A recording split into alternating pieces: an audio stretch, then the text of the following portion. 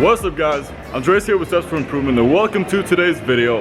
In this video, I thought I'd talk about some fear-based decisions that you might be making in your life and that might be hindering you from achieving success and achieving the things that you want to achieve in your life and from you taking action. Alright, so for the next 4 or 5 days, I'm in Barcelona with my family, having a really good time here, trying to appreciate every moment here and enjoy the trip as much as possible, but work's gotta be done.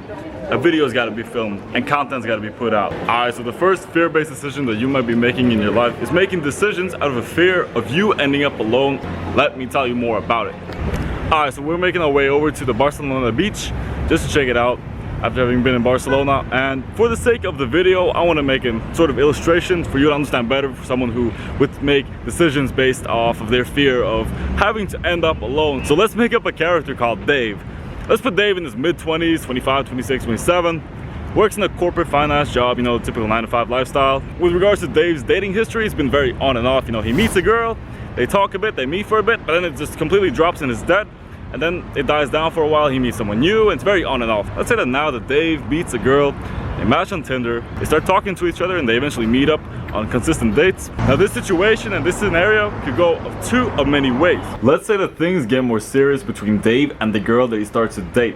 Dave starts to feel that he needs to control her because he fears that he'll lose her and that he'll never be able to attract any other woman. You know, he has this mindset of him not being good enough for anyone else, which comes ultimately from a fear of him being insecure of himself, to become manipulative. He wants to know where she is, what she does, who she talks to. Now obviously Dave has a very extreme example of becoming manipulative and borderline aggressive with his girlfriend, and an insecurity of him not loving himself deep down, which can lead to a milder example and a more extreme example like Dave's. You know, for example, if a guy hits her up on her DMs or in public starts to hit on her, he gets extremely emotional and says, "Who did this? You know, I'm gonna kill this guy, I'm gonna find exactly who did this."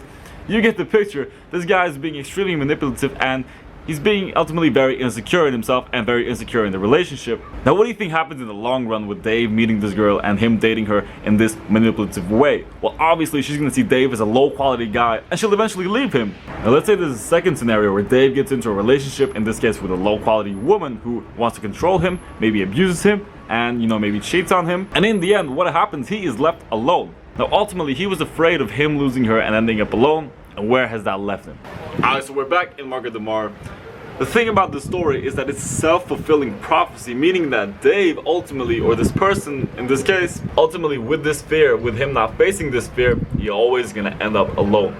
Now the thing with this insecurity and this fear is that it stems from you not being pleased with yourself and you not thinking that you're good enough for someone else or for even yourself. You're controlled by this fear, and the decisions you make in your life are rooted around this fear, and unless you face it, and unless you work on yourself, and unless you accept yourself, I realize that if someone does do something that arises this fear in you, for example, let's say that a guy hits on your girlfriend, the best case to do in this scenario is to honestly let the girl handle it in person and to just smile at the other guy because you're the one that's going home with her, and see it as an opportunity for you two to build trust. Unless if, like for example, if a very creepy guy would approach her and she would feel very, very uncomfortable, then that is a situation that needs to be assessed and needs to be acted upon accordingly. But generally speaking, if a guy comes up to your girlfriend and approaches her and maybe hits on her in a very normal way, stay calm, cool, and relaxed. And you know, if she is the right girl, she's gonna handle the situation the right way and she's gonna prove her trust to you. Now this is just one scenario of a lot of scenarios that a lot of guys deal with in their lives, and a lot of guys have these insecurities and fears in their lives. Unless you work on them, it's gonna haunt you for your life. And to be honest, you don't want to be living a self-fulfilling prophecy type of life. Speaking about self-fulfilling prophecies, Andres just avoided a self-fulfilling prophecy for Steps for Improvement. If you've been watching my channel the last half year, then you've seen that I've tried to sneak in a lot of beach content, and what's ended up happening is it's either too sunny in my eyes, which it is not, or it's too windy, which it is now. So Andres is gonna learn from his mistakes. We'll try to make it work. Alright, so listen man, fear-based decision number 2 is not trusting your gut enough. And I'll be honest, this is a very important one. You either say yes to a lot of things, or you say no to too many things. For example, if you have a fear of trying new things, you might say no to a lot of things, and you're not really trusting your gut about different things. If you're used to giving in to different situations and propositions, then you'll probably say yes to every single offer that you get. In this case, it's important to trust your gut and trust your gut feeling about certain things, because most oftentimes it's going to be right. Now the thing about your gut feeling is, think about it, it's nothing you can really prove, right?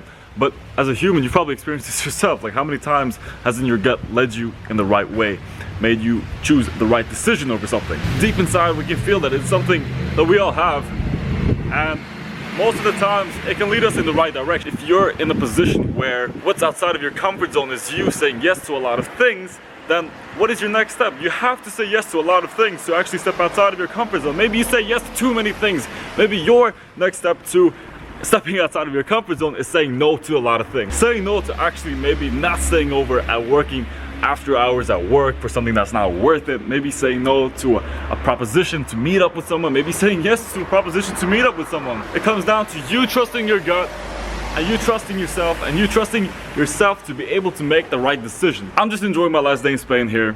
It is a Sunday, meaning that everything is closed here. For some reason, they close everything on Sundays. I don't know why, but that's Spain for you. Alright, so I'm walking home, and I'm gonna be cutting the video short right here. If you enjoyed this video, make sure to subscribe because I upload new content every single week. And make sure to follow me on Instagram as well. And with that out of the way, I'm gonna see you guys in the next video.